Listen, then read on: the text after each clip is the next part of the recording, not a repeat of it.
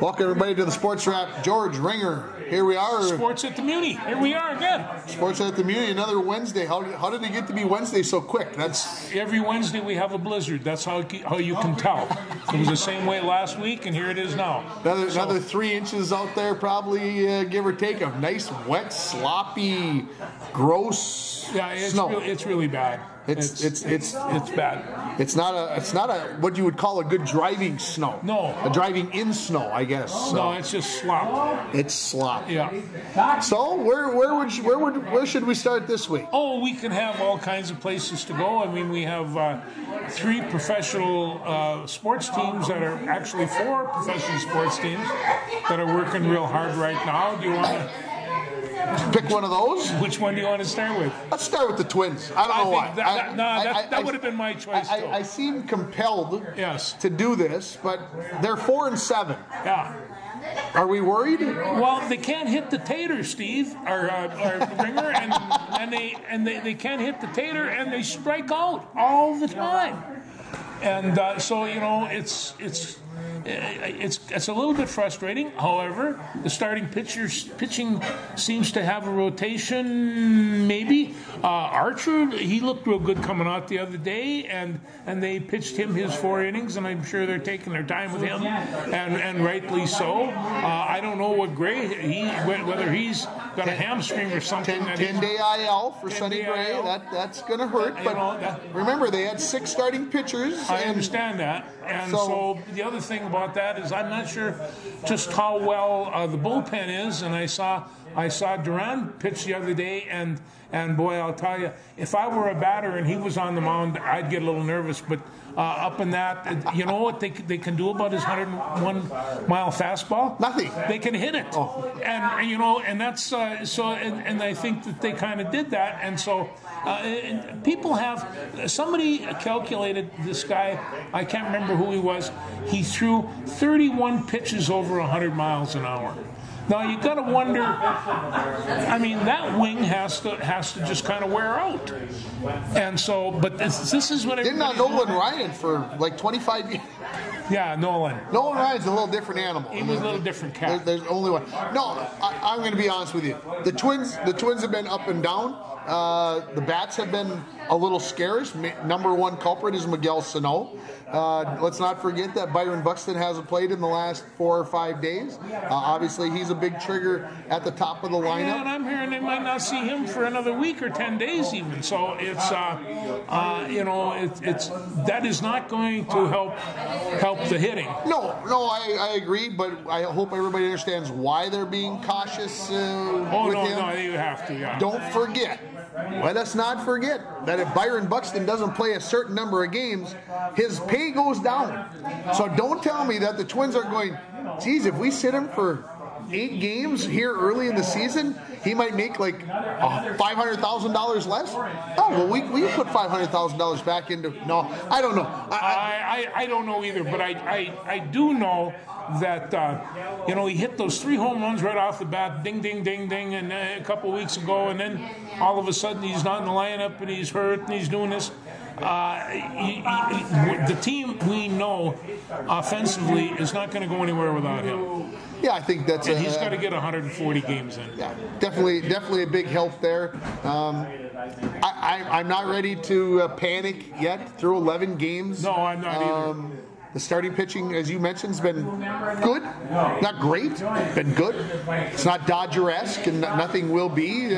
Nobody's going to hit the ball like the Dodgers either, and the Twins haven't done that, and we'd like to see that be more consistent. The bullpen, good. Not great, whatever. It's one of those things and keep in mind, next week, what do they have to drop from 16 pitchers down to 13? And so they have to get their 8 rotation staff and, relief staff. And yeah, they got to get things figured out. And like I said, we'll see. I'm not ready to panic. Nobody nobody in the Central Division is blowing everybody out of the water. Nobody's 9-1, so 4-7's not a nice number. No. But at the same time, let's not freak out. So what are the Dodgers? What's their record? The Dodgers are either 8-2 or 9-2. 9-2, okay. So, matter of fact, I'll take that back. They lost their third game last night. Oh. It was interesting. I did not know that this had happened, but it's Jansen, who was their closer last year for the Dodgers, and he went through a little rough patch. And then the Dodgers went out and signed Freddie Freeman from Atlanta and a couple other guys, of course, because they're so rich. So they either had to stay up like in the fourth level above the salary cap and get dinged big bucks, or they had to get rid of somebody. So they got rid of Jansen, their closer. Guess who he pitches for now? Atlanta. And guess what he did last night? He struck out Freddie Freeman to finish the game so Atlanta would win 3-1. It was a little bizarre because I saw the name and I'm like, wait a minute, Atlanta won and Jansen got the save, and I'm like, I got to do some investigating. So I did some investigating. I did not know that he had signed with Atlanta. Right? That's amazing. But in baseball, this happens all the time because there's X amount of pitchers and there's X amount of teams. You're bound to run into each other. Yeah, it's going to happen. So yeah, let's not panic about the Twins. You might be going. We heard that from you last year, Ringer. Yeah. That don't panic, and they ended up falling on their faces. I just don't the believe. thing of it is that they're a team with talent. Defensively, they handle the field real well. Korea has not hurt that lineup at all. They like to see him hit the ball a little bit more. Well, he would. And he's the other crutch that he has to hit the ball as well. And so, if he starts coming around hitting the ball, but I do remember last year, Sano did not get a hit, I don't think, until June. It was just, he was really suffering, then he started swatting it, but he's slow starter. Yeah, it's, like I said, I don't know what the deal is going to be there, but let's hope that he gets it figured out sooner rather than later. The St. Paul Saints lost a couple early last week, then won 3 in a row, then they got crushed by the Mudheads. I just like saying the Toledo Mudheads for MASH. Let's just be honest. I've got a T-shirt of the Toledo Mudheads. See? And so they lost 11-0 last night. Hopefully things will go a little bit better, but of course some of the better players from St. Paul Saints are playing with the Twins right now because of what's going on. So take it for what it is. This is going to happen. Last year, you couldn't hardly keep track. You literally needed a scorecard to see who was going to be over next. Yeah. So it was, but you're right. I have to admit that sometimes they're hard to watch, and when they're swinging and missing. Well, it was really hard to watch last night because they weren't on our TV. Oh yeah, they were. Could have listened to them on KGHS. Yeah. But that's true. It's something that the Twins are okay. Like I said, let's stay with that path. Let's hope. Okay. Which one do you want to go to next? You want to go T-Wolves? Let's talk T-Wolves. Yeah. Because I'm in a let's not panic mood, and I'm not in a panic mood about how poorly they looked last night. They looked as I saw the second half again today.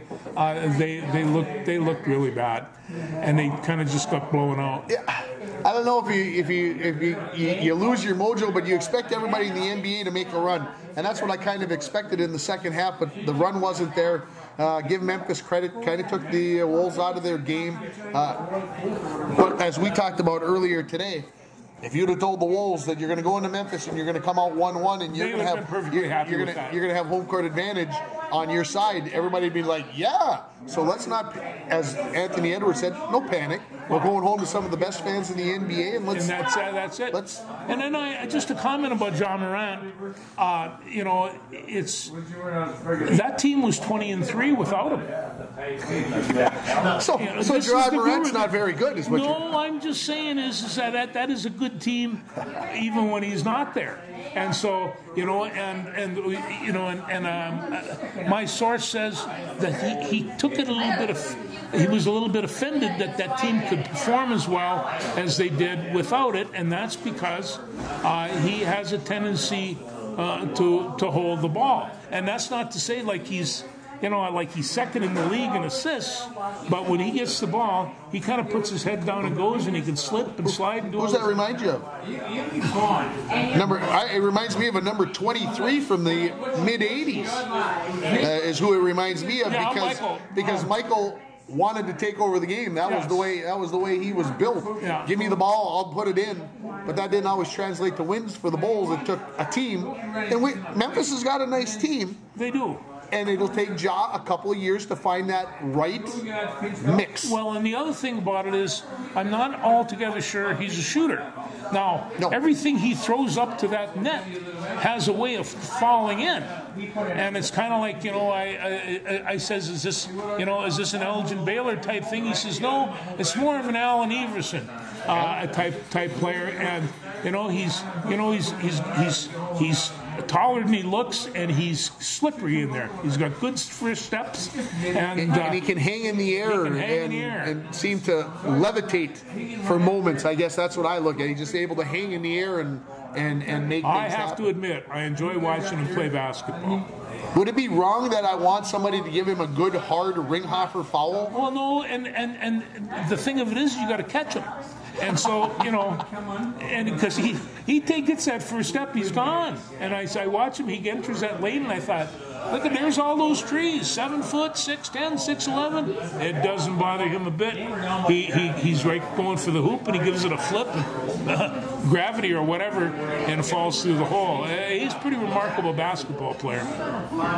New Orleans beat Phoenix last night in Phoenix, number 8 versus number 1. Were you as shocked as I was? I was shocked, in fact, but you got to keep in mind the Pelicans have been playing better basketball lately, and so this is kind of one of those things that might have catch them. I don't know. Is Williamson playing? No, he's not. I knew that he was back a little bit, and I don't believe that I don't believe so. Okay. I could be wrong on that, but I don't believe so. Okay. The big news out of that series is that Devin Booker, who I believe should be an MVP consideration, because he's the best player on the best team, but he's not one of the 3 finalists, which just blows me away. But anyway, he blew a hamstring last night. He's out for games 3 and 4 in New Orleans. So how does that affect the Suns? I mean, they were the best team in the league win-wise by far.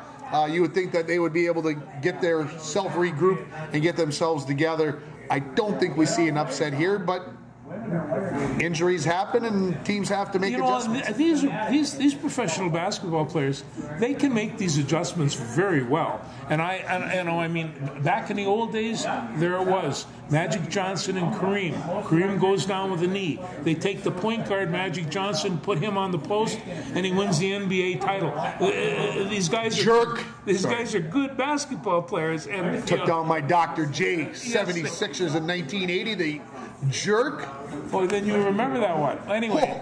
As a 10-year-old, I was devastated, you big nerd. You weren't supposed to. After Kareem went down, the 76ers were supposed to win that thing. Yeah, they were. It was that was all over.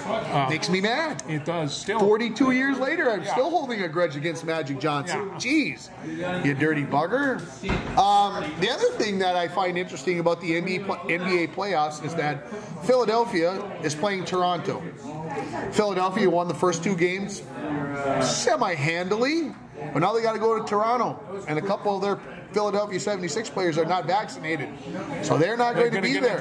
They're not getting into Canada to do that. So interesting how that could change the series. Well, and it very well could, and it's just Toronto's got a pretty good basketball team. Toronto's got a very good basketball team. And so it just seems what they have going for them, and if they're peaking at this time of the year. But I'm wondering about the New York and Celtics game. The Brooklyn and Celtics. The Brooklyn Celtics.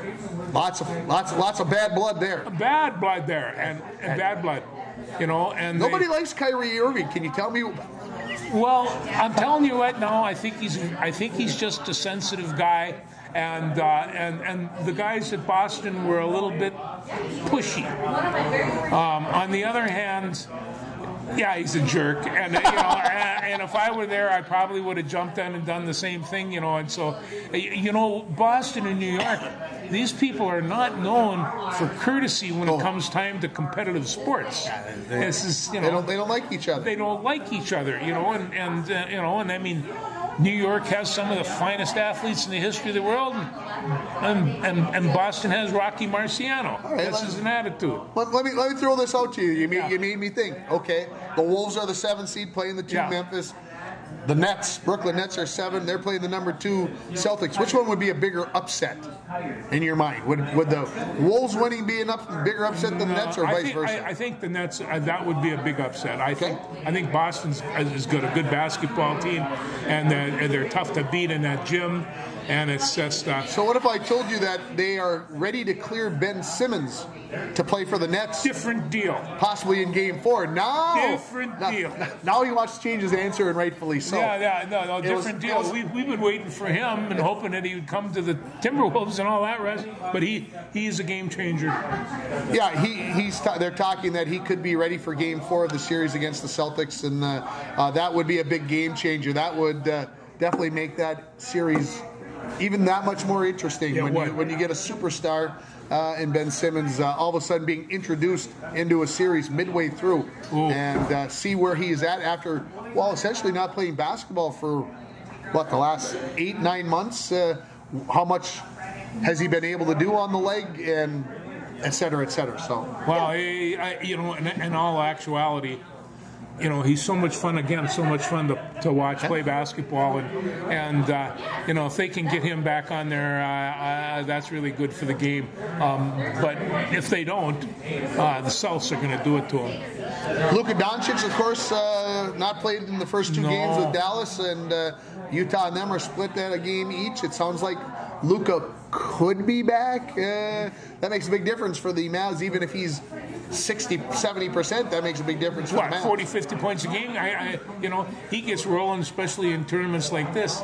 He's hard to stop, and if he can't roll, I'm not sure. I mean, his mobility is important to him, and it's because he's not super fast, but he moves well, and he shoots so incredibly well. He shoots really well. Yeah. And of course, so we got all that. Jimmy Butler, 45 points last night. Yes. Says he's a different player than he was last year. Okay, Jimmy, whatever you say, man.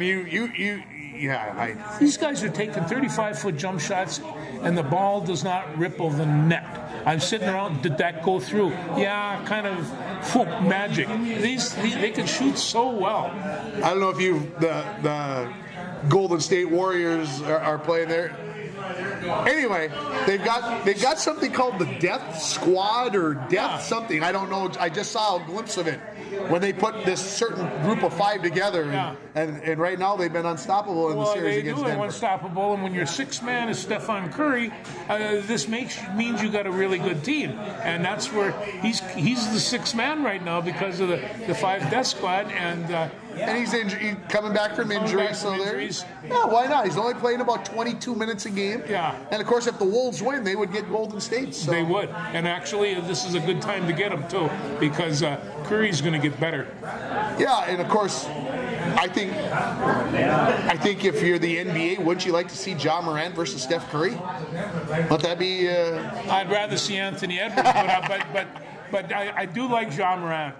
He's, since Murray State, he's just an incredible basketball player. Chris Finch, head coach for the Wolves, has asked Anthony Edwards to be more Ja Morant-ish, if I may use that terminology, more dynamic in the half court. Yes, he's getting dunks on the full court stuff.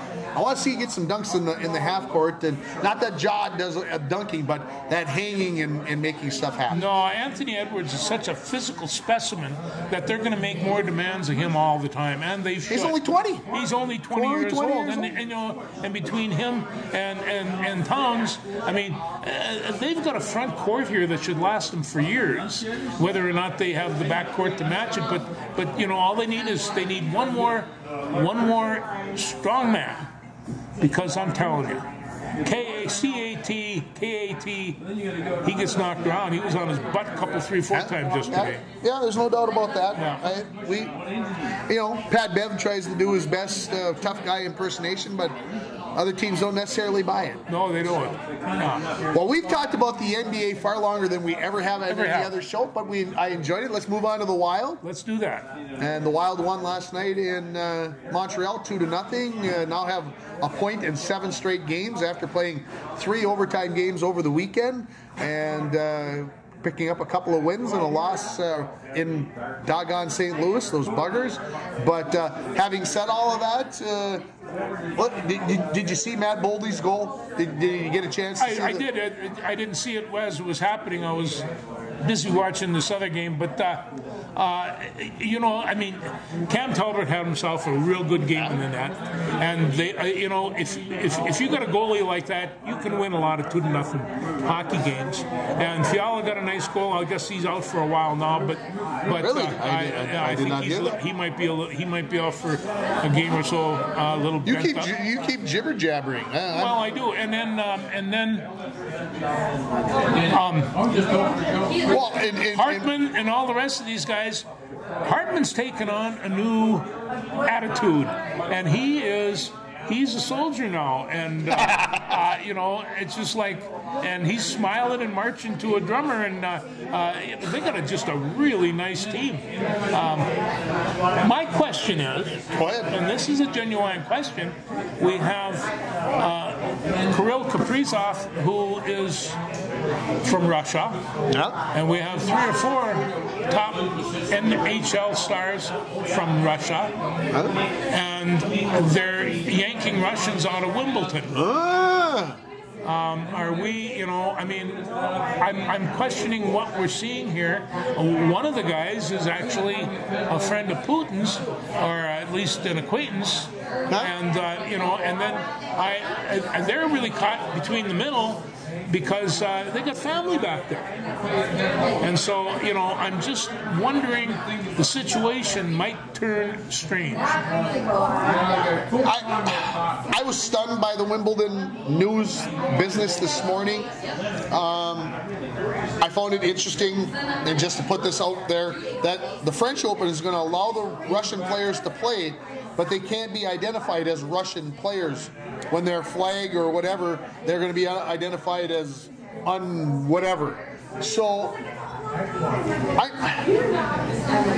I mean, Wimbledon is Wimbledon. They do crazy things that other tennis tournaments don't do, and probably get away with it because of the pomp and circumstance that they've had.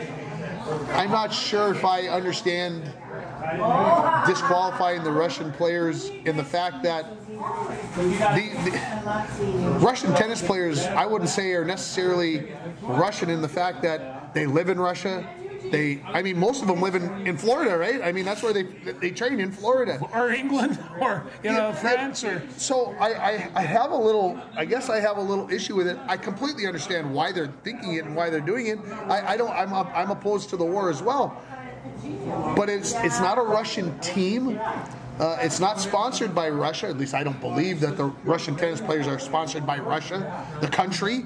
So I'm a little, I guess I'm a little taken aback by it. So to get back around to your question, should we worry that the NHL is going to start expelling Russian players or say that they're not eligible? I don't think that's going to happen. Well, this is, and I don't know, I don't think it's going to happen either, but this is the next logical question. Are we going to do this with other Russian citizenry? And I mean, the basic question is, at the end of the season, can they go back? And when they go over there, can they come back here for the next season?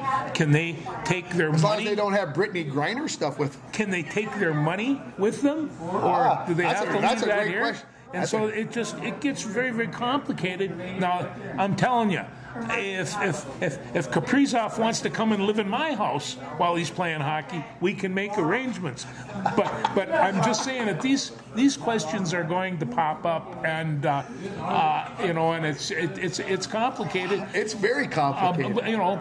Politics and sports have always been involved. That's a dynamic question. I like I said, I don't see it happening, but man, that's a good head scratcher. It is. Well, Matt Boldy and Kevin Fiala and Freddie Gaudreau line for the Wild right now are out of their minds. This Boldy, I tell you, for a young man, he just kind of has set this league on fire a little bit. He's been a nice pick there. And Marco Rossi, you might remember Marco down in Iowa. He set the season scoring record for the Iowa Wild last night. So he's he's coming next year. And while I was looking up Kevin Fiala, I could not find anything about him being injured. But I did find an article that said, can the Wild afford him next year? Great question. You'd hate to lose a guy like that. Pretty dynamic scorer. He's one of the engines of this machine, and there's no doubt about it. Winning a Stanley Cup would go a long way to making him want to stay, though. I would, or getting close to winning a Stanley Cup. Yeah, even playing for the Cup would be big. And and the thing of it is, this is a long tournament. This goes for. I mean, these guys could well be playing in June, and and so. It's a long, grueling tournament. It's an incredible, grueling tournament. So, looks like they're going to end up playing St. Louis, whether they're playing 4 games at home and 3 on the road. Yeah, how do you feel about that? I said it last week, I think. I'll say it again. I'm okay with the Wild playing St. Louis. Yes, we've lost to them 3 times this season. Yes, we have not had good karma against them the past few years. They were down 5-2, and the Wild became a flurry.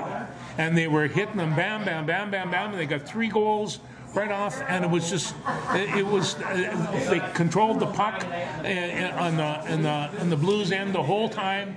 And but the only thing I can really consider about St. Louis is I like their name, but other than that, it's a very good hockey team. They play hard, physical hockey, and I think the Wild is they're going to be ready for that. The big thing about the Wild and who they play, they've got to play St. Louis that first round. Probably no doubt about that right now. I think we're all set into that. And if you win that series, you more than likely get Colorado, who's got the best record in the NHL. So to make it to the Western Conference Finals and play somebody out of the Pacific Division is going to be a task in itself. And like I said, I like this team right now. When Delorier is healthy, nobody's going to mess with the boys. They know that if Delorier's got his number 44 jersey on, if I touch somebody, I'm probably going to get my brain beat in later on in the game or at some point. So I don't see that happening. So I like what happens. Yes, they only scored 2 goals last night. Yeah, those kind of nights happen. Carey Price played for Montreal last night. He's one of the world's best goaltenders. Those things happen. But Cam Talbot was that much better last night. And I believe, if I saw this correctly now, he's 11-0-3 in his last 14 games. I mean, he's won 11. He's got no regulation losses, and he's got 3 overtime losses. So put that into effect. Fleury is 5-1 or 6-1 since he came to the Wild. So now you put that in there, and Mike Bolstead and I and you and I talked about this on our radio show last week. He's of the belief we should have just 1 goalie. That's the old school approach to it. No more old school. Dean Evison, I don't believes in that. I think this team plays 2 goals. I think they do too, especially when they're as hot as they are right now. You have to go with both goalies. If all of a sudden you wind up in a situation, and all of a sudden Fleury or Talbot are kicking out, I mean, they can get in that streak where they're absolutely knocking the puck off the end of their stick. The fates are just with them. And then at that point in time, you make a decision about who to play. But right now, I see 2 fairly matched goaltenders, and I see them as a serious strength for the Wild. And to me, I see it as an age thing. Fleury at 38 years of age, should we expect him to go play 27 consecutive games in the playoffs just because that's the way you've always done it? No, I don't. I don't think that's the way to do it. And I said, that's my belief. I'm not a hockey guy. At 38 years old, Gump Worsley was just warming up. 38? Anyway. So, anything else in the NHL? No, Florida's won 10 games in a row, or 11 games, or 11 in a row. It is getting exciting, and I don't know whether or not. I mean, it's been a long time since I've been a professional hockey fan. But now all of a sudden, fights don't seem to bother me as much anymore.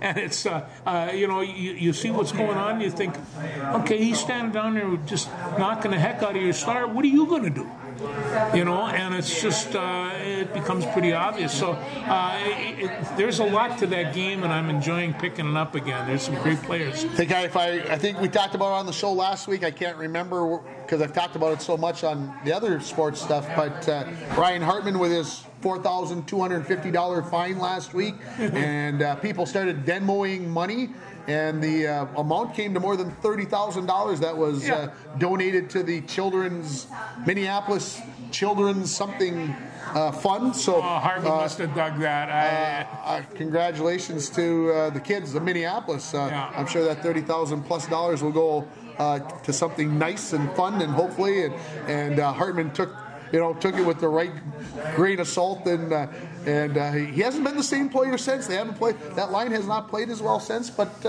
hey, we'll see. We'll see. Well, I'll tell you, it was well worth the $4,500. I mean, it had to be done, and the thing of it is that the way these teams work, they're going to go to Kaprizov and they're going to make him fight. So he gets his butt carted off for a 5-minute major, and then when he's in the penalty box, he don't score so hot. It's tough to score from the penalty box. It's tough to score from the penalty box, and so they're going to keep on doing this.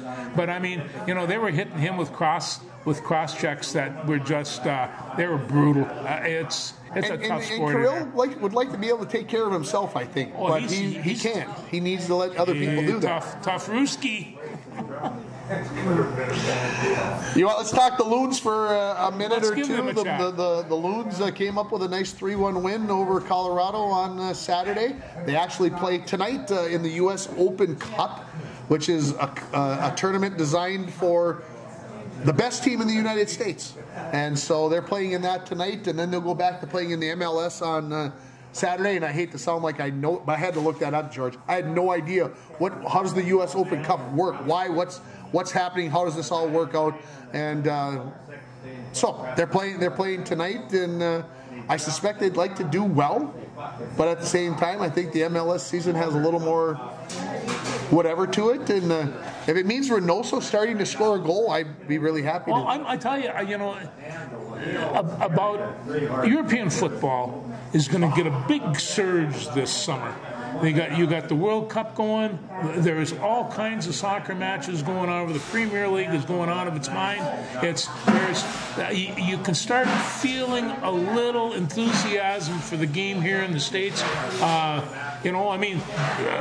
Boston Red Sox own a soccer team. So we all know how George and I are big football fans. Yeah. Well, you know that the World Cup is going on in November.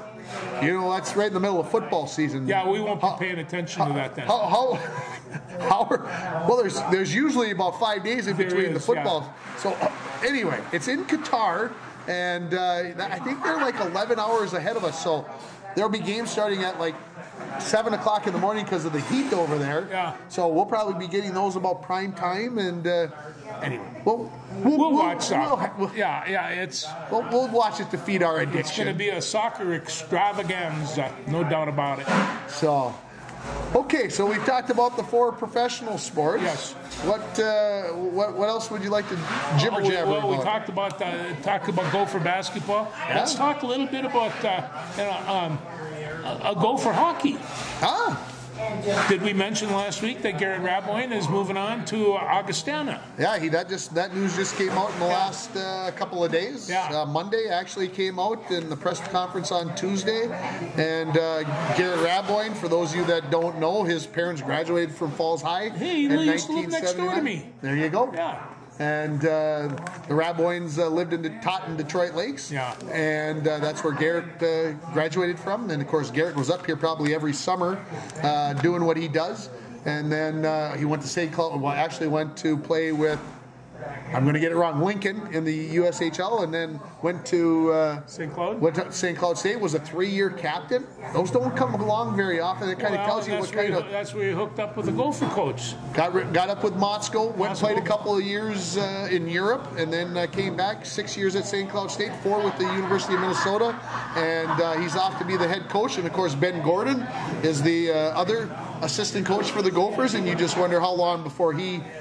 It's only going to be a matter of time before he jumps and finds a head coaching job someplace, and it's just a matter of time. But Garrett Raboin, a special individual, from what I can gather from the stories and everything about his coaching abilities. I saw a picture of him, and does he look like his father? So this is the Raboin family. they're a superlative American family. I love them all, and I'm really happy for them. Bob Motzko is a great coach. Yes. Don't anybody get me wrong on how I'm going to finish this, but I think Radboyne had learned everything that he needed to learn from Motzko, and time to take it to the next level. So Augustana, brand new program going right into Division I, starting in the fall of 23. So a year and a half away. He is their first coach. This is a big deal, and Augustana is a class school. They weren't going to just hire other than the fact anybody. that's from South Dakota. Oh, never mind. I understand. We got to be nice now, because you know friends, and you got friends in South Dakota. There you go. This is actually Sioux Falls too, isn't it? Sioux Falls. Yeah. We don't want to get any Ulrichs mad at us about. We want them to be on our good side. So we got Gopher hockey, and of course I suppose we should mention that Dryden McKay, your good friend Dryden, got himself into a little bit of trouble. He did. The big thing about it was he said, "Look, here's what I'm taking. If there's something in there that I wasn't supposed to be taking, I don't know about it." And they tested it and found out that, yes, it was illegal. And they kind of said, he was facing a 4-year suspension, banned from any sports. And because he was so forthright and whatever, they only gave him a 6-month suspension, which I thought was a little bit crazy. I mean, you take a supplement, a vitamin, a pill that you think is helping you to regain your strength. And, he said, I'm not taking creatine. I don't believe in protein powders and all that other stuff. He was just trying to keep himself safe from COVID, keep his immune system up. And you end up taking something that you get banged for, and they let him play through the tournament. I think that was one of the caveats, that they were going to let him play through because they knew that he didn't do it on purpose.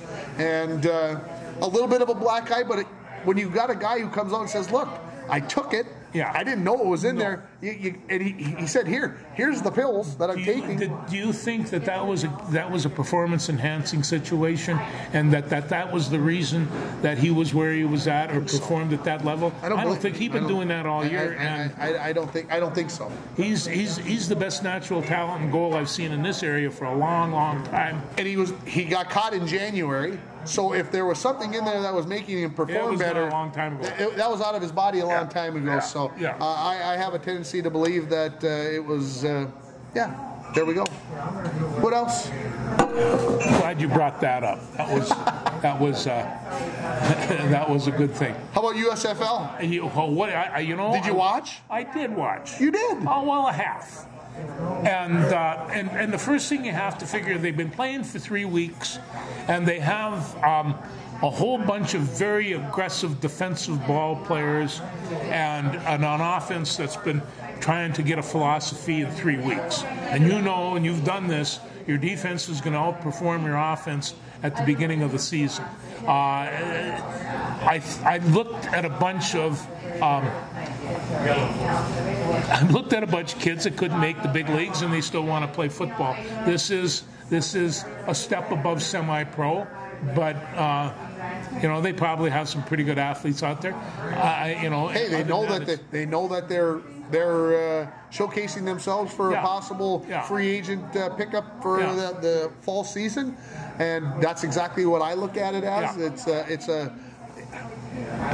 second-tier league that's hoping to be big school. I don't think that's going to happen.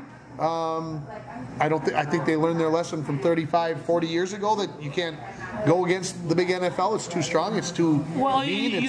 And the thing of it is that why aren't I going to watch many games? Well, it's not football season, Tim. It's baseball season. It's summer type season, and besides, we're preparing for the football season in the fall, and you and I are already doing that. And it's and so you see this, and it's just I'll watch a couple more games to see if there's any people. I mean, it's kind of like it's kind of like watching Beverly work the sidelines of the Timberwolves. These guys are just pumped up, and they really want to do well, and with that they overreact, make a lot of mistakes. Yeah, I think I watched 2 plays over the weekend. Obviously, it was Easter, so a lot of time spent with family. Hope everybody had a good one. And one game got moved to Monday night. I completely forgot. I had planned to watch a bit of it along the way, but it's like I said, it is what it is, and once they get down to the playoffs after a few weeks, the drone out onto the field, I thought was an interesting twist. Yeah. I don't like the fact that they're playing all the games in one stadium. If I want to pull for the Michigan Panthers, I want Michigan people pulling for the Michigan Panthers, but it's ever in Michigan, but it's all Birmingham fans and Alabama fans and people from that area that are pulling for a variety of teams. And I know they're doing it to save costs. It makes sense, but early on, it is what it is. And so hopefully soon, someday, next year maybe, Pittsburgh and Philly and New Orleans will get their teams that they can cheer for in their home stadiums. Well, I agree, and you know what I mean. And it's nice to be able to watch a football game on your 86-inch screen TV and see all this stuff. But the fact of it is, it's difficult to have a football team without people in the stadium. You have to have them in the stands, and I think the COVID has taught us that.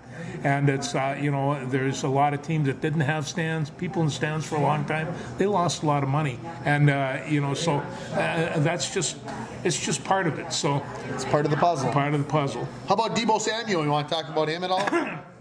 Demanding a trade from the San Francisco 49ers by away today. Well, you have him and Mr. Cooper, and these are guys. I talked about earlier. These are hybrids. You can put them in the backfield. You can put them at wide receiver. You can use them for blocking. You can use them for a whole bunch of. I was going to say Percy Harvin until you said blocking. Well, Percy Harvin actually did try to block. He just was too small to be very effective. But these guys have an awful lot of skills, and they're fun to watch.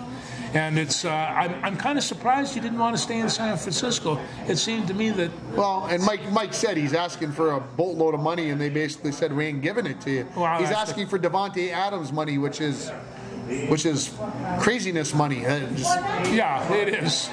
But apparently the Green Bay Packers are interested, and why not? Well, I noticed in the Green Bay Packers and who they were suggesting that they would draft, and they were all wide receivers. And in fact, I take a look at the first two rounds, you are hard-pressed to find a running back.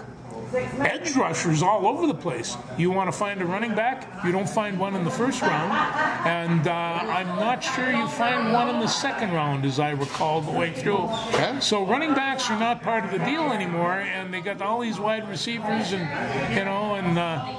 I mean, face it, that's not I'm a fullback kind of football coach, football guy. He's a Navy kind of guy, an Army kind of guy, yeah, Navy too, an Air Force guy. Yeah, bam them, and. So it's really because some of these running backs are fantastic, and they're not getting that big money that they were even a couple of years ago. 3 years ago, you went through a draft. The first 20 picks had 5 or 6 running backs in them, and 4 or 5 quarterbacks. There was 1 quarterback in the first round. Well, maybe 2. Yeah. But of course, the Vikings are drafting number 12. Yeah. And everybody's saying they're drafting a cornerback, a D-back, which seems reasonable. Oh, he's a good-sized guy, and seem to be looking at a couple of different guys. They are, so. yeah. Well, but would they trade that number 12 to get Deebo Samuel and trade? No. No Deebo coming to Minnesota. Let's not even, too much money. It's too much money, and I don't know. I mean, what are you going to do? Get rid of Cook? Yeah, you still need a running back, because Deebo can't play in the backfield all the time if we're going to have him out on the edge. And I want him on the edge at least half the time, or if not more. And the thing of it is, you can run him off that. I mean, what does he do best? The jet sweep. It's just, Well, you got Kevin O'Connell, who had Cup. Yep. I don't think it's going to happen, but geez, would it be? Everybody else has made a splash. Why not the Vikings? Who knows? Yeah, why not? Why not? Yeah. The draft is coming up next week, so next week's show, George will have paperwork everywhere, and I'll have paperwork everywhere as we get ready for the draft. That's a week from Thursday, so the 28th, and hopefully, the Arizona Cardinals, their first pick is going to be Boya Mafi from the University of Minnesota. there you go. There's your first scoop right there, folks. Yeah. We'll see what happens. We'll see how that all works out and everything else. What else you got for us? Let's see. We were talking a little Gopher basketball before we talking about before we went on the air. I'm telling you, it's. I'm wondering. He loves the portal now. Can I enter a portal too? Where are you going to go? Well, I haven't decided yet. These portals are really making all kinds of difference, and and it's kind of like somebody was talking. Ben Johnson, he got called back. Where would he play in Marquette, I believe, and he came back to Minnesota, and so this has been going on for a long time. People have been coming. I think the key is to get them before they leave. And that would be best. And that would be best because but they're all coming back home. Well, the word that Garcia is from Prior Lake, and he's 6'11". 6'11". We see, and they used to say, well, quality or quantity, and they'd say quantity has a quality all its own, like 6'11". Yeah, to me, the word I keep hearing is culture. They like Ben Johnson's culture, and we'll see if that continues. That gets kids to stay home. That gets players to want to come play for him. Garcia was at North Carolina last year, came home in mid-January. His family was going through some COVID issues, so he left the team. He was not part of the team when they went to the national championship game. And the word has it that they were starting in January, starting to cut back to the regular rotation, and he wasn't included in it. Well, the scary part about that was out of the first 22 games, he started 12. I know, and so, he was doing pretty well too. And it's but they and I think that's why he left North Carolina. Well, the other thing is he was at Marquette the year before, and so in order to be able to play at Minnesota this coming winter, he's going to have a hardship waiver from the NCAA. They think he's going to get that due to the family health problems that they're having. So it sounds like, it looks like he should be hopefully playing. And he'll be here 2 years. So it's that's nice to have. Now all of a sudden, instead of who knows what's coming into your camp, Ben Johnson has, I think, a foundation to work from, and that's huge to be able to do that in the second year. Yeah, I don't think this thing's going to turn around overnight. Again, be the patient person that we are, and go from there. Okay. Anything else? Great. Good coffee tonight. Good coffee. Yeah. Okay. Anything else? No, I think that's probably what I. All right. Well, get your draft boards ready for next week. I expect at least 2 copies of a mock draft on your screens when you watch our show next week, so everybody can pick one. So I have a hard time getting into mock drafts, but I'll have one kind of assembled for next week. Well, and you can just sit around. It's like Aiden Hutchinson is down for the first pick. First round, and he's going to Jacksonville. Now, a premier edge rusher like that, he is going to go be first pick, first round. I guarantee you that. I think it's a done deal. I think that one's a done deal. And then the next one is Keon Thibodeau, who is also one of my favorite. He's one of those hybrid people that could backfield. They put him in the center. The injury scares me. Yeah. The injury scares me a little bit, but somebody probably will take him in the top 5. I see 2 on your sheet with Detroit. He'd fit right in Detroit. Things always go bad in Detroit for the Motor City Kitties. He's a game changer, it says right here. He's a game changer. And so, there's no doubt about that. But, when you watched him play in the fall, they set him up, 12, 15 yards right behind the offensive center, or in front of the offensive center, and he went everywhere. He knocked down passes. He beat up runners. He was all over the place. And he's not that big. He's good size, but he's got great speed, and he's going to be a good ball player. Speed kills. Speed kills. That's what they say. But if you take a look at the first 4 picks, an edge rusher, a defensive lineman, and or an offensive lineman, and a cornerback. Defense is where it's at, and that's where this one's going to be concentrated on. Defense wins championships. Yeah. Offense wins. Yeah. So. All right, George. Can't wait till next week. We'll be, like I said, we'll talk draft. Of course, we'll talk about the Wild and the Wolves and everybody There'll be else a lot as to well talk next about. week. There'll be lots to talk about next week. Thanks, everybody.